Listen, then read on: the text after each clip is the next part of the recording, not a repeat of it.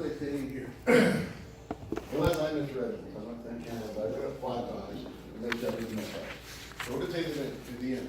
There are about 3.7 million new cases, trichomonas each year in the United States, history says. This means a lot of women have not been getting inadequate treatment for many decades. Yeah, Yeah, it should be, have not been getting adequate treatment, right? Tell you, media can't be debated. Who figured this stuff? Huh? He's like, yeah, that's good. I don't know who, if you all read the little stuff on the internet, a lot of this is AP, science magazines and stuff, there's just no editing going on. It's just crazy. Okay, so what about this right here?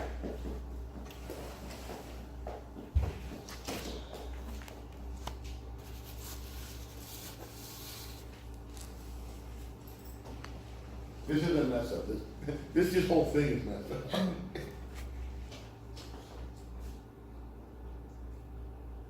We're getting ready to go into antibiotics. I'll go with it. So basically, these guys are just saying what? On an outpatient, It was prescribed antibiotics without any injection. without even an in-person visit. We're just basically now it's getting to the point where you can just call up one of these things and they'll go ahead and prescribe antibiotics. It just seems to me that it's getting worse instead of better on this prescribing of antibiotics. Now, don't get me wrong. I know a lot of parents, you go in with your child, what do you want to do? They're sick, like what I had last week. Fever, sore throat, a little sore throat, cough, you don't feel well. You go in there, the pediatrician says it's a virus, he'll get over it. But as a parent, what do you want? For them to get better. You want something to treat your kid, right? So I understand that pressure. And then I understand the pressure that physicians are under because the parents are doing, I want something, I want something, I want something. Somehow, somewhere, that we're gonna have to come to a consensus on this. Well, anyway, yeah, but the writing in the media is just atrocious. So that's why, like, when I was deployed, I was a senior lab medic, right? So I was in charge of prescribing one of the medications. And only with antibiotics was my PA or my doctor, making sure that I had to call over there for all the signs and symptoms and all that stuff. And treat with other medications before that antibiotics. But he was very heavy on not getting any out. Really? Until, yeah, Good. until like I give you okay and I actually. Well, that's good. So he was the other way around, then he was trying to not, Yeah, he didn't want to give him out just. it really, good for him, like, that's good. Oh, You gotta it's start good picture somewhere. work, 'cause I have this And I thing. guess, you know, the military, that's probably the easiest way, because they can just say no, there's really Yeah. So we're on this No other choice but to live. no other choices. All right. So we may try this one too, guys, and it's called the in-use test. Okay? So it's one of the things for objects before and after application of disinfectant or antiseptic.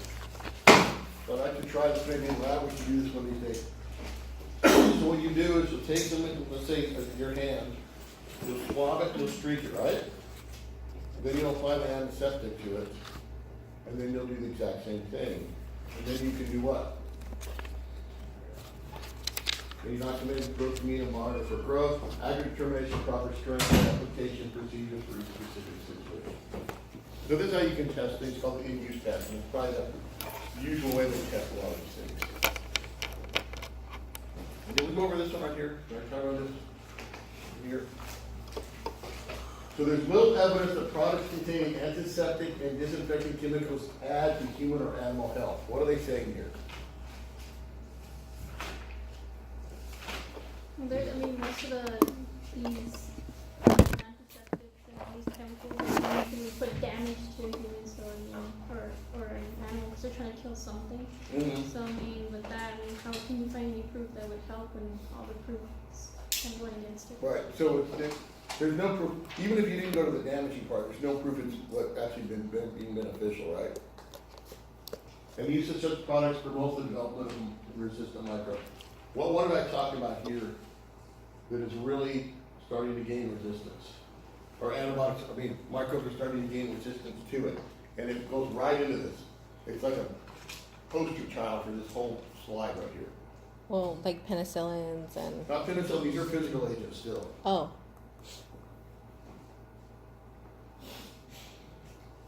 Which one? What did I talk about? They've shown it doesn't really do any, it doesn't help, and it's actually increasing resistance. Is it the Hansel? The Hansel, but what is the Hansel? Because it's one of the ones I want you to know on here. So it's T touch. It's repeat Something with a T. Something with a T, that's good. Yes. Give- That triclosan Check. and the antimicrobial soaps. Oh. It's just right here, the poster child for this thing right here. And show because of contact time, it is not any more effective than just hand washing with regular soap. And they have shown that their bacteria become resistant to it. And they usually use it as a disinfectant for other things. What was it called? The Triclosan. And it's under the phenolic compound, one phenolic compound I want to use tonight. All right, before we go on to antibiotics, I want to talk about that. I do want to go over some of these questions and we'll review again. I want to get great the time we keep it.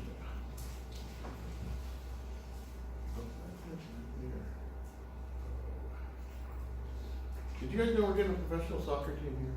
No. I I didn't know that. We just talked about it. They're going to actually, this is, if you take Saturday classes, it can be even worse in terms of varsity. Oh God. Because they're actually going to use this for their practice field. Oh, wow. I'm like, I didn't know we're getting one. it's about time. Yeah, it's been, Because I so, mean, like when they were building a stadium, I thought they would build like a soccer stadium because they were on the border and there's a lot of soccer fans, but now they decided to go baseball. I yeah. mean, people still go, that's because of nothing to do here. Now, my thought is that they're supposed to put one, I thought when they did that big thing downtown, that was supposed to be something big. Is that what they're going to play against? I have no idea. All right. Let's see how we do on these. Oh, sterilization. Okay? Sterilization. Why was the key to this one to be sterilization? What's the key? It kills everything. Kills everything, right? That's sterilization. What term applies to the use of key to eliminate pathogens and reduce the number of spoilage causing microbes in foods and beverages? Pasteurization. And the one that, the key to that was always going to be the spoilage causing one, right? What statement most accurately describes the microbial death rate after exposure to a microbial agent?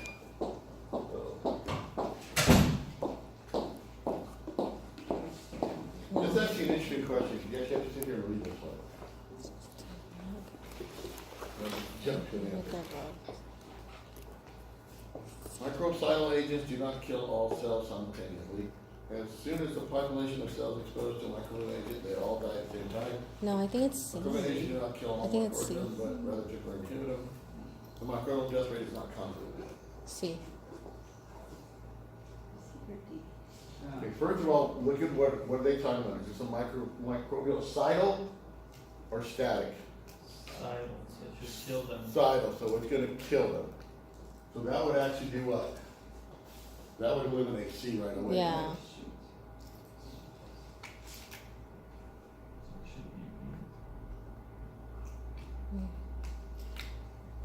You think it'd be this one?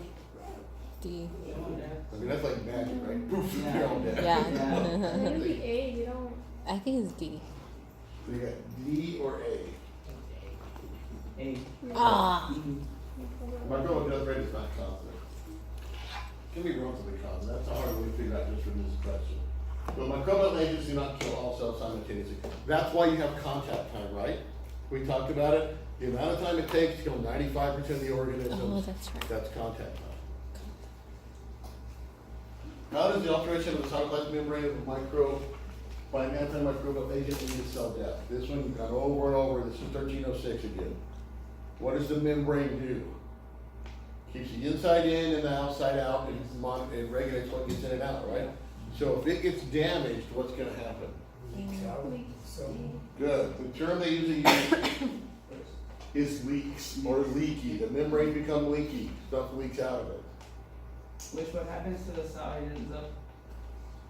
It's gonna just lose integrity. You're gonna start losing stuff you need in there. Water's gonna come out. More water's gonna come out. Things may come in. It's just loss of integrity. So, It doesn't die. oh yeah, they'll kill. Yeah, yeah. Did I do this right? It takes With the time. particular sterilization process, it takes 100 storage in the cell. Oh, that's How long will, oh no, we didn't go with that. That's not the guide. Fine. That's a calculation you Yeah. can calculate. Which of the following is not a quality of an ideal agent used for controlling microbial growth? Which is not. See. Why is not quality of an idea? Which A. one? A. Good. The idea you want it to be safe for humans, I was right? like, this can't be that easy. Select the appropriate method for microbial control of surgical instruments. You're gonna get an appendix. They just changed the whole. They're gonna change the whole protocol when you guys get on the appendicitis. A. I want to say it's A or D. A. So these are the instruments. What do you think you want those instruments to be? Sterilized. You want those to be sterilized. You want everything off of those suckers dead. What's the difference between disinfection and Disinfecting sterilization? just removes. You try to remove as many of the pathogenic organisms as you can. But you're not on expecting to this. get But everything. sterilization is you kill everything. Okay. Degerming has to do with, What is degerming? That's what people always forget. So, Soap, it's mechanical removal. Doesn't kill anything, it just removes it mechanically. So soap is the classic degerming. okay. What is the strategy of medical personnel when selecting a method of microbial control? It's gotta be A, right? This is America. Gotta be A. If it costs the most, it's gotta be the best, right? I have a friend of mine, that would be their answer because that's what they use for everything. D. D. I'm not even gonna go here on this one. That would be Some right. places they go that way too. That's the answer, they don't want you to know it. So the one is gonna be, D. choose a method will kill the most resistant microbes present, because that's going for the, you're setting the benchmark high, right? Killing the most resistant things there. What is the first thing you should do to control microbial growth on surgical instruments that is covered with blood? So blood is an organic material. What are we talking about, organic materials? Throw away the instrument. That's funny. What is the first thing you should do? A. C. Read all of it, guys. We're talking about organic material. Can that affect the efficacy of some of these agents?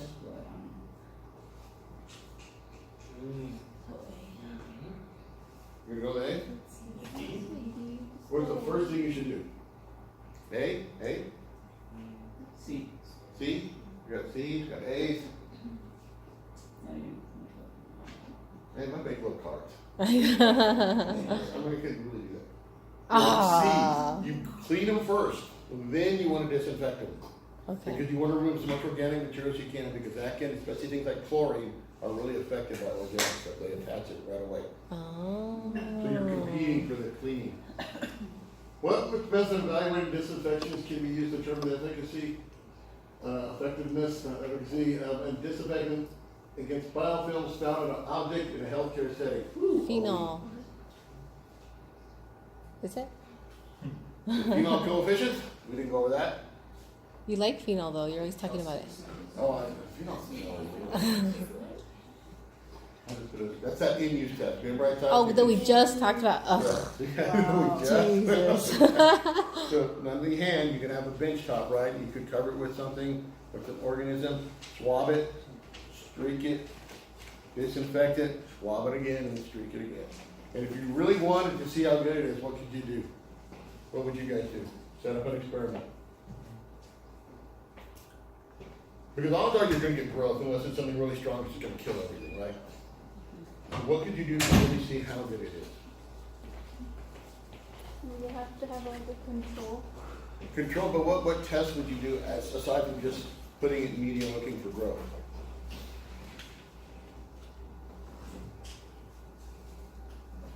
Could you do those serial dilutions? What's a sterile dilution again? Remember where you take it and you dilute it down and then you put them all in place until you can count them? Oh. And then you can go backwards and enumerate the number of organisms in your original sample? Because that would tell you what? How many are left? That would actually give you an idea of the percentage of cells that were killed, or at least not exactly, but at least an idea of how effective it was, right? Which one of the older and more common means of what is one of the older and more common means of microbial control? Heat.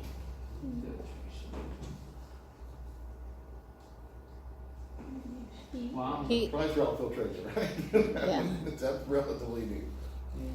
Radiation? No, heat. Heat? What about cold? Oh, cold is one too. Yeah, because that's temperature, heat, or cold. It's gonna be heat. I think heat. I'm gonna say A. Heat? Yeah. Good. Heat. Cold is not really hasn't been around that long, has it? Oh, that's true. Heat's been around since fire, right? Yeah. How about radiation? How would you use that? That's good for That's to to make it last longer. Shelf life. Have y'all ever seen vultures? What do vultures do? What do vultures look like? They're ugly. the bird. They're ugly? They're large, big black birds with bald heads, right? Have you ever seen how they stick their wings out like this when they're walking around? Uh-huh. They found out now that that's actually an adaptation to use ultraviolet radiation to help sterilize vultures. Shut Because what do they eat? Dead. They eat carrion, right? And they stick their heads in there. And they pick up the carrion and everything else. So they theorize now that they lost feathers on their head to keep all that nasty stuff from getting stuck in the feathers. And the UV light sterilizes it. And they walk around with their wings out like this towards the sun for the UV light to sterilize their wings. Wow. Pretty interesting little remember that. Is that, well, vultures can do it. Can we just like walk around in the sun? Yeah, I mean you can, but Or like with like a sample? but we've got to worry about things like Birds. cancer. So their wings, I don't know about their little bald heads. I don't know if they get sunburned or not. Is that one? Common methods of using moist sheet to control microbial growth include all but which of the following? D. Autoclave. D. All we know is Incineration. incineration. Good. Incineration is Fire. Dry heat. you work with moderately hazardous organisms such as MRSA should be performed in what kind of laboratory? 3. If it's stabbed, Two. so But it's MRSA, so it's moderately, or moderately BSL. we just think, I probably think rule out 4. I thought it was But I'll probably rule out C. 1. 2 or 3? 3. Three. Ah, but Mercer's That'll be really 2. serious. It's not that bad, because you've got other things that can control it, it's not super infectious, I thought- especially inside of a hood, a BSL-2 lab with a hood. Oh. Remember that, most BSL-2 labs actually have those hoods. And anything that's a little bit more of a concern you work with. I worked with Listeria on the bench top, where I worked at. So I think where I'm getting confused is because it says work with, not treat, right? I mean, Right. okay. So this is doing research on it, some sort. Okay. Which, how long have they been able to achieve temperatures higher than our boiling water? Increasing the pressure. Good, increasing pressure. After autoclaving is complete, and in this work, I didn't go over that, I was gonna show you that. Remind me to go over this in a minute, and I'll show you what happens. Which of the following procedures should be used to sterilize a protein solution? What did I say about this? Proteins are gonna be what if they get too hot? What happens to proteins? They denature. So how are you gonna sterilize something that's got a protein in it? D? No, C. Filtration. I remember the. Good, that's all gonna be filtration, things like that, that are very heat labile, things like that. It's gonna be filtration. Which of the following factors does not affect the action of a chemical agent used to control microbial growth? This is a good one too. So what is it gonna affect? You've got a chemical agent, or is it not, huh? Oh, it's not. Which of all the factors does not affect? People have a lot of trouble with this question, because to me, it's pretty Actually, straightforward. chemical aging. Okay. Portions of the chemical temperature See? do not affect it. The agents. A, Concentration. Yeah, that'll affect it. C. C. Now, fresh is a chemical, some things have a shelf life. They're going to degrade over time, right? Right. Temperature definitely can. We're talking about alcohol. If it's too hot, alcohol can evaporate off too fast. Yeah. If it's too cold, things don't work as well. They work better at warmer temperatures. Concentration, certainly. You talked about hydrogen peroxide is only 2%. Alcohol 70%. Now, can somebody give me a good argument against C? Wait. Which is the right answer. I I guess. wanted to be a pain in the you know what, and I wouldn't argue this. I guess like depending on the chemical and how it reacts to like certain metals and stuff, wouldn't that? It could be metal, but then you could say glass, and you could say Oh, that it could glass, be bad yeah. with metal or plastics. Because there's some medications I can't remember that when I was in pharmacology, it had to be contained in a glass container, and it had to be a dark glass container, or otherwise. Just kidding. What? That's what I'm hitting on right there. There's certain things that are affected by light. as well, Light, yeah. And you gotta keep them there. So I can actually argue that question, say none of the above. The Is that best it? answer- Did we get extra credit for that one? Yeah, I'll give you that. Yes. Why is 70% nitrogen alcohol more effective than 100%? You all know this, I went over this every time I go over this. 70 to 90%. Because phenols use dilute alcohol and it's more effective. Everything requires water. Or is 100% alcohol more effective? What did I say? I mean, I've seen 70% alcohol burn pretty well, so I don't think it's that. What did I say, guys? It's the only one up there. No water? Water. You all remember hydrolysis reactions from 1306?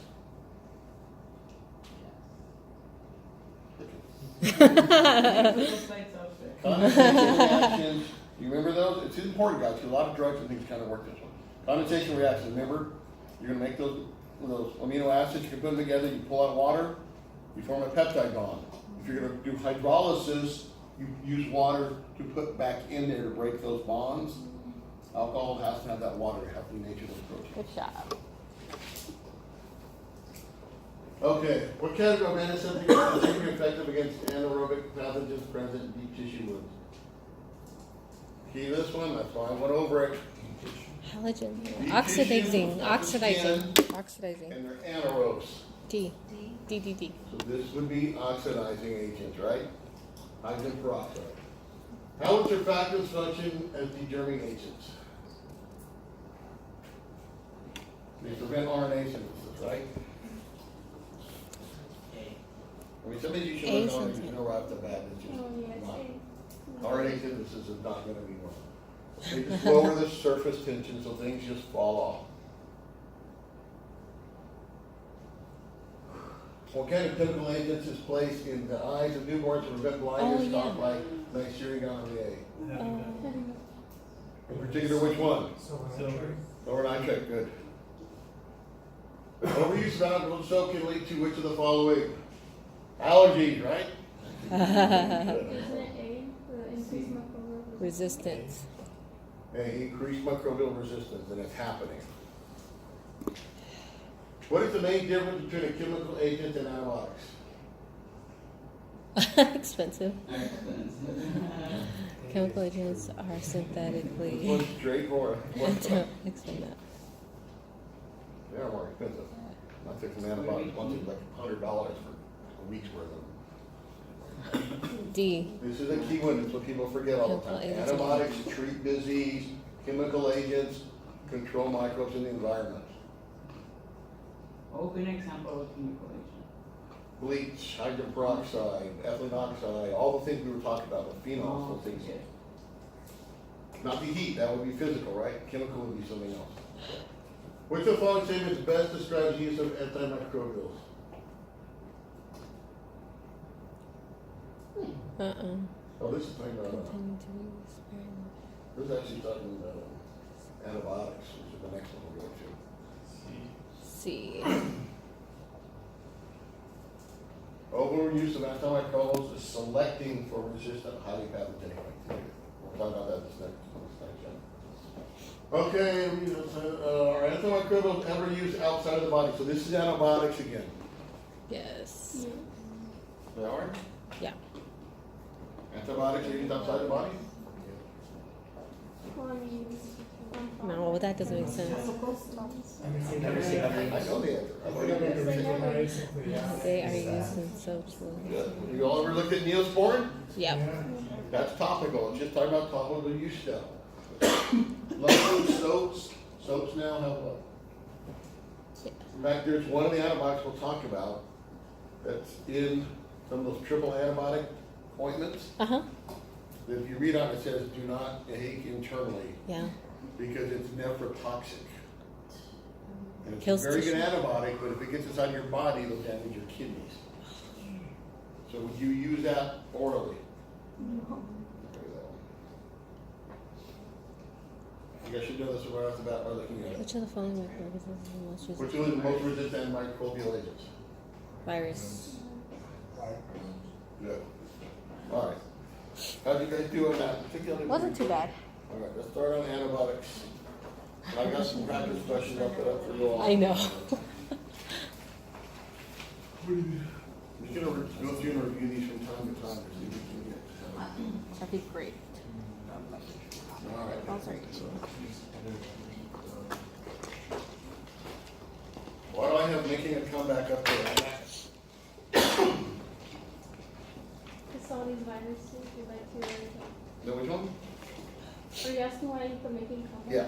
Oh, And put these little critters there. they're coming back and they'll go over them again. They're developing what? Resistance. Resistant. Now, I think that fear that by 2050 we'll need a free antibiotic agent, I think that's overdone, because they're actually finding some new ones. Okay. Well, all right. Drugs. Not street drugs, drugs in general. You think that are chemicals that affect physiology in any manner. I'm a toxicologist, so our mantra is the dose makes the poison. Okay? What this statement says is what? I think you're gonna toxicology lane real quick. That anything, toxicologists look at it, that anything can be poisonous, it just depends on the dose. Can water be poisonous? Yes. Yes, for sure. Sugar. Even oxygen. Can oxygen, sugar, acutely be toxic? Yeah. Yes, anything can based on this definition. Also based on this definition, almost anything is considered a what? A drug. Almost anything can affect physiology to some degree. Maybe not eating paper. But almost anything else under this definition, it can affect in any manner. So this is where you're going to see where a lot of the terminology that people use in the general public is not quite accurate. So chemotherapeutic agents, when you hear that, you automatically think of what? Anti-cancer drugs, which are really called anti-neoplasic drugs. That should be the right name for them. Chemotherapy are just drugs that act against disease. If you are on antibiotics, you are on chemotherapy. If you're on antiviral drugs, you're on chemotherapy. So it doesn't directly mean cancer. It's just any chemical. That's just a misnomer that has been thrown in. That when people hear okay. chemotherapy now, they just automatically think of anti-cancer So it's drugs. and anything it's to not. treat a disease. Any chemical that's used to treat a disease. So chemo just means what? Chemical therapy is just there's something that's therapeutic, something to treat a disease. Anti-neoplasic should be the right name for those. Antimicrobial agents are drugs to treat infections. Another one you have to be careful with. What does an antibiotic treat? What kind of disease? Bacteria? Everybody thinks bacteria, right? That's another common one. Oh, man. Anti means against, right? Mm-hmm. What did I just say? Antibiotics. What does bio mean? Living, like life? Living, right? Life. So if you're anti-life, that really means they're what? Killing. It kills biological organisms. So there's a lot of antibiotics you'll see. You don't see very often that are just, the whole idea behind those is those are designed to kill living organisms. You see some that kill eukaryotes. Okay? In fact, I'm going to pull off some. I just saw one the other day. I'm going to pull off as an example. These are drugs, antimicrobial drugs, are drugs that treat infections. So that's a better term to use for most of these. So they kill Living organisms. Yeah, technically antibiotic is going to kill living things. A drug cures this. And it's been narrowed down a little bit, but that's a general definition for it. So remember Ehrlich, right? Yeah. He used the magic bullet, arsenic compounds that kill what? What was he looking for? Arsenic. What was Ehrlich looking for? Targeting. Targeting what? So the disease of The disease, but not the host, right? Patient. So he was the first one to look at, he was looking at infections. The magic bullet now refers to what? Anti-cancer drugs, right? The idea is that you want to kill the cancer. Like I said, I can cure every cancer out there. 100%. Can you keep the patient alive though? The cancer. Fleming? Atomic? Let's see, I can find something like that. Sulfamide drugs. He's the one that looked at that dye and noticed that the dye was antimicrobial, but he wanted to find out what actually was in the dye. He didn't want to get tattooed every time he got an infection, right? So he's the one that separated out the compounds and found out these sulfur-containing compounds. Waxman is the one who came up with the term antibiotics, right? So, and he's the one that kind of messes up. Antimicrobial agents produced naturally by organisms. So how many things actually fit into this definition? Most everything, right? Except now we have a lot of what? A lot of the antibiotics we use now are what? Synthetics, and what we call semi-synthetics. So technically, should they be called antibiotics too? No, so some of these definitions are a little bit weird. But the original definition were antimicrobial agents produced naturally, penicillin, streptomycin. So we're asked on the test and we just refer You go back with to this right here, yeah. Okay. So penicillin. Streptomycin, things like that that are produced naturally. So we'll go over a few. I'm going to have you know a few select ones, and then I'm not going to have you know like a whole list of them and how they work. Although you all do need to know that eventually, right? Yeah. All right, so this was who? This is a repeat of, what kind of auger is that, real quick? Blood auger. Okay. Is this organism gamma, alpha, or beta hemolytic? Gamma or non-hemolytic, good. One person, good. She's awesome. What happened here? What happened here? So this is a repeat of Fleming's experiment, right? So he had, I think he was growing staph, I think. But he was growing this on a plate. He got a fungal contamination, penicillium, the fungus. But what he noticed was what? The ring of The lack of growth around there. That's called a zone of inhibition. You all know zone. what that is. Yeah. We'll look at zones of inhibition later on. So that he knows that there was a zone that was inhibiting, something was being excreted into that media that was preventing growth and creating this zone of inhibition around it. All right. Semi-synthetics are chemically altered antibiotics that are more effective, longer lasting, easier to administer than naturally occurring ones. Okay? They're naturally occurring ones that have been modified. Make their half-life. What's the drug's half-life? Oh, it's how long it'll. How long what? How long it lasts in the system. Not just how long lasts the symptom. What's a better definition to half-life? Yeah, but how much? It's related to what you're saying. The time it takes for half of the drug to Circulate. Metabolize, probably a better word. Decay, metabolize, eliminated. So yeah, so they're all, you guys are all right. So it's how long it takes for half of the drug to be metabolized and or eliminated. Okay? So one of the things these semi-synthetics do, and that's not on here, so you might want to like that, is they can increase half-life. They can increase bioavailability. Bioavailability is how much of the drug is actually available to do the work once it's inside of you. That can be due to absorption. It can be due to binding to carrier proteins. It can be due to increasing the half-life or decreasing the elimination rate. Okay? But that's what semi-synthetics. Anything It's natural, it's been modified, it's gonna just increase its efficacy. Back before they came out with some of these semi-synthetics, you had to get penicillin how? You guys weren't even around. Wasn't it for like pig or animal? Like, No, how did you have to receive it? Oh, The shot? The original one was shot.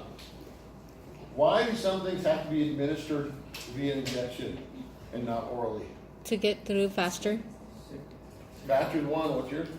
That was the same thing, to get Bastard? into the system. We'll talk about this later on when we get to this too. So What's your another body part? destroy it? Good, a lot of things can't survive going through the stomach. Oh, yeah. Your stomach breaks down proteins, right? Yeah.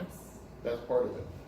So now what's semi-synthetics? What's a common semi-synthetic, like an example of one? Some of the, it's like, some of the doxycyclines, you heard tetracyclines. Oh, the cyclines? Some of them, the third, second generation drugs, they've been modified and things like that. I'm That's- gonna list some semi-synthetic, synthetics, and some natural ones for you guys. Synthetics are antimicrobials that are completely synthesized in the lab. Now, they may build it off of a naturally occurring one and use that as a scaffolding and look at it, but they're gonna be synthesized, they're completely synthetic, right? They've been made in a lab. This is where a lot of them are going now. Actually, does anybody like going out in the jungles and going in oceans and looking for things? Anybody out there? Here? Yeah. There's a big branch of research now, and these people are going out and looking for natural compounds, new natural compounds. They're going to all kinds of crazy places looking for them. Really? Yeah, the jungles, rainforests, and oceans, looking at sea cucumbers and. But I mean, they have to have years of study before they like go out and do that, right? I Well, mean, yeah, they gotta have. go out in the jungle. They gotta have and a find test to some go out slime and help them and out and everything. We gotta find people to do it. All right, so we wanna go over these different modes of action. You need to know this term, know this term, know this term. So if I have you for pathophys and I say this, you better know this term. Selective toxicity, the magic bullet. The compound needs to be more toxic to the disease organism than it is to the host. Selective toxicity is you try and make it the same thing that magic bullet More toxic to to the the disease. organism than to the host. So you want to selectively target something in the organism that's not going to affect the host. And we'll talk about how this gets harder when you move to different areas. Antibacterial drugs constitute the largest number and diversity of antimicrobial agents. We have more antibacterials out there than anything else. There's tons of them. Why? Because why? That's a good question. Good question. That's actually a good question. Why? Two main reasons I can think of, just off the top of my head. Bacteria everywhere. What There was are. So what's another one? Bacteria drugs. well, I mean, a lot of people like don't realize that like not everything is caused by bacteria. Like some people, like that article where they took like how Virus? that bacteria was like they said it's a virus, and then or how people want to just treat their kid already even though it's a virus. Like that's probably why there's so many out there. Okay, but why would these companies keep making them and looking for them? It's expensive. It takes $1 million, takes $1 billion, $1 billion to get drugs from the benchtop to market now. $1 billion. I'm sure they're trying to find a cheaper way. Is it resistant? Cheaper. Resistant, not so much. I mean, that's now, but not, they were just coming up with them. Two reasons. Selective toxicity. Very easy to target bacteria. There's all kinds of things in there that we can go after. They aren't going to affect humans. In general, most antibiotics are pretty what? Pretty non-toxic, right? Some of them have some side effects. In general, they're not too bad. Secondly, what were the main diseases we've been treating in the last century? How many viral diseases did we treat? A lot of viral diseases, they went and made what? Did they make an antiviral drug to smallpox? Did they make an antiviral drug to polio? To the mumps? To the measles? all vaccinations? We You see do where I'm going? vaccinations. Vaccinations. They've been targeting most viral drugs with vaccinations until recently. HIV was really the first one. They really went after. Is it more effective? I guess it is because if you prevent it from happening. Yeah, I mean, if you can get, and it's a one-shot deal usually So vaccines, if you can get a vaccine to work, it's a better deal. You really struggle with HIV, Oh, yeah. They Yeah. still have You not. know a what's a vaccine. good movie, Dallas Buyers Club? Which one? Oh, yeah, that's another one, man, that's showing you. Yeah. All right, so those are two big reasons right there, and there's a ton out there. Bacteria, fight off other bacteria, funguses, fight off bacteria. Oh, yeah. Yeah, I'll end up right, I'll let you guys end up right here with this, guys. We're gonna end up right here, and I'll see you guys in lab. They're gonna give you, this is from the blood services here, they're doing the blood drive. Do we get extra credit for donating? Yay! You should go down to. Oh yes, I mean yes, of course. I'm like yes.